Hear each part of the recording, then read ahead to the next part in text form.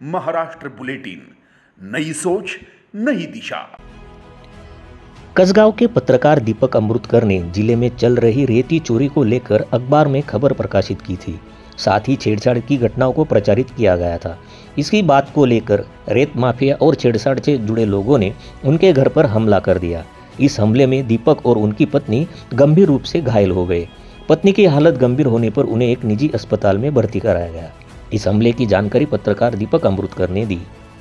काम करतो मी मागील वार्तांकन केलेले होते। काही बलात्काराच्या बातम्या, गावात घडलेल्या घटना, विविध घटना, वाळूच्या संबंधातील घटना यांच्या बातम्या प्रसिद्ध करत होतो। त्याचा आकर्ष यांनी मनात ठेवून आज माझ्यावर, माझ्या कुटुंबावर एक प्राणघातक हल्ला केला। मला व माझ्या पत्नीला यांनी मारहाण केली। ही घटना सकाळी 8:30 ते 9च्या दरम्यान झाली। आम्ही घरात असताना त्यांनी अचानक हल्ला केला। हल्लेखोरांकडे रॉड, लाठ्या, काठ्या अशा आणि त्यांच्यासोबत महिलाही त्यांच्या बहुसंख्यांक होत्या। त्यांनी सगळ्यांनी मिळून हा हल्ला केला। तुम्ही याबाबत पोलीस स्टेशनला माहिती दिली? हो, आम्ही याबाबत पोलीस स्टेशनला माहिती दिली आणि तिथूनच 112 नंबरवर आम्ही पोलिसांना कळवलं होतं। पोलिसांनी मेमो दिला होता हॉस्पिटलमध्ये जाण्याचं।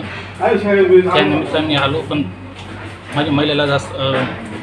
माझ्या पत्नीला जास्त दुखापत झाल्यामुळे तिला खाजगी रुग्णालयात घेऊन आलो मी। यापूर्वी एक तक्रार अर्ज SP साहेबांना दिलेला होता की मी बातम्या प्रसिद्ध करीत असताना माझ्यावर खोटा गुन्हा और प्राणघातक हल्ला होऊ शकतो, अशा प्रकारचं मी निवेदन SP साहेबांना यापूर्वी दिलेलं आहे।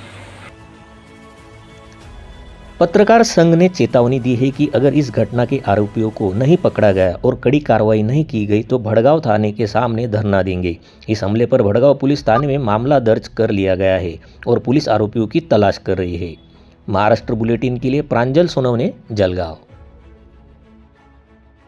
महाराष्ट्र बुलेटिन यूट्यूब चैनल को शेयर करें, सब्सक्राइब करें, बेल आइकॉन पर क्लिक करें।